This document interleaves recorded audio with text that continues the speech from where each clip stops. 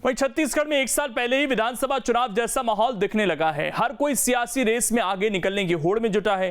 किसकी क्या तैयारियां हैं और उसके सियासी मायने क्या कुछ हैं, इस रिपोर्ट में आप देखिए।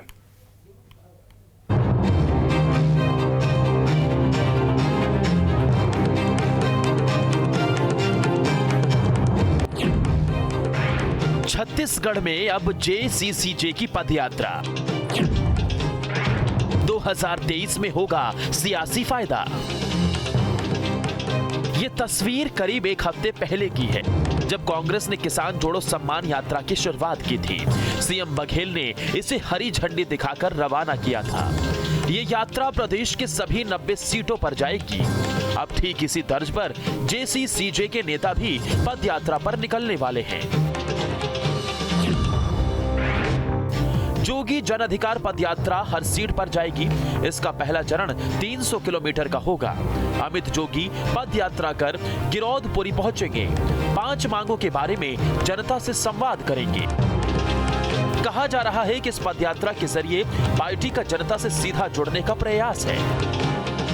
कई अभी ऐसे राजनीतिक दल आएंगे जो कांग्रेस पार्टी का नकल करते हुए पदयात्रा तो करेंगे, लेकिन उन पदयात्राओं का उद्देश्य जनता की लड़ाई लड़ना नहीं है, बल्कि भाजपा को लाभ दिलाना होगा।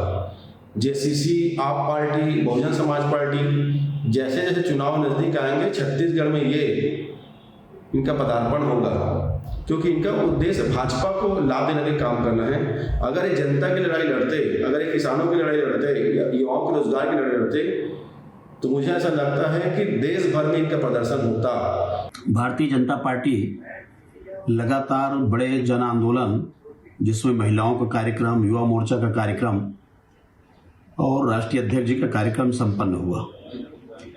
जहाँ तक कांग्रेस की बात है, तो कांग्रेस की नींद खराब हो गई है और उसे चैन नहीं पड़ रही है, छटपटाहट आने लगी है। और जोगी कांग्रेस भी इससे चुकना नहीं चाहते। वो भी जनता के बीच में जाने के लिए जो कार्यक्रम तय कर रहे हैं, तो निश्चित रूप से सामने चुनाव है और कोई पार्टी नहीं चाहती कि पीछे रहे। अब सवाल है कि आखिर अमित जोगी की पदयात्रा के सियासी मायने क्या हैं? 2018 तक जेसीसीजे का वजूद अच्छा था। मरवाही में हार के बाद से पार्टी हाशिए पर है। कार्यकर्ताओं में निराशा का भाव है। नेता कार्यकर्ता दूसरे पार्टियों से जुड़ रहे हैं। जनता में कांग्रेस बीजेपी की पकड़ बढ़ रही है। जनाधार नहीं बढ़ा तो 2023 में अस्तित्व पर संकट हो जाएगा। इसीलिए बीजेपी कांग्रेस की तरह जेसीसीजे भी जमीनी तैयारी करना चाहती है, ताकि जनता से पार्टी खुद को कनेक्ट कर सके।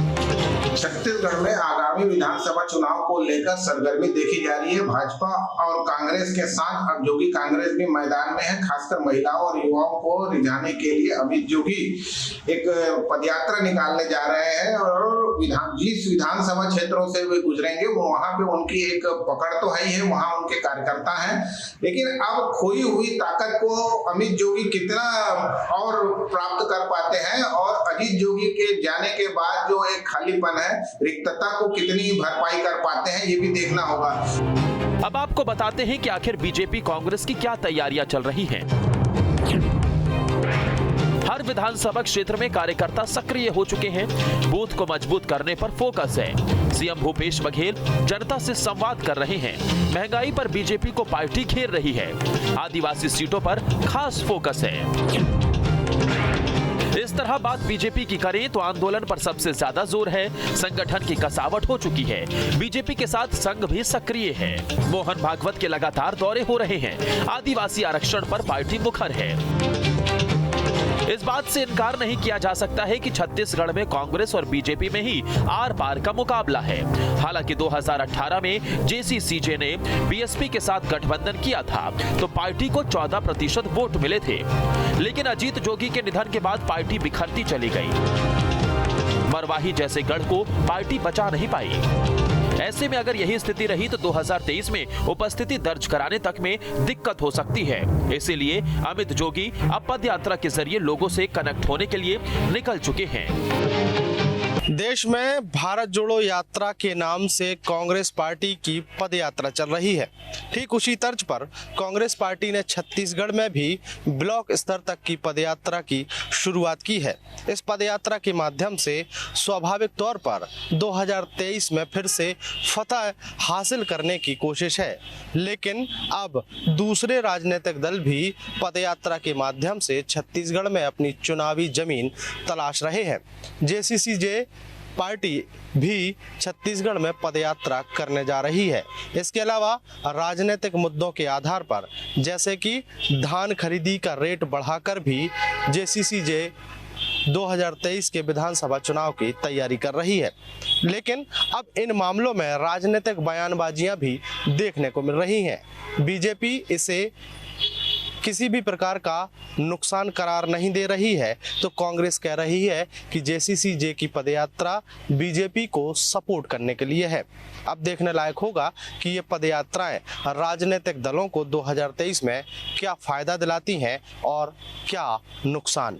वीडियो जर्नलिस्ट प्रमोद देवांगन के साथ अंकुश शर्मा, न्यूज स्टेट मध्य प्रदेश, छत्तीसगढ़।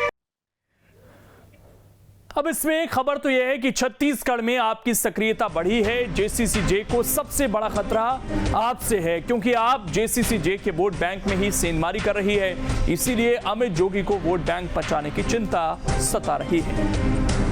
और आखिर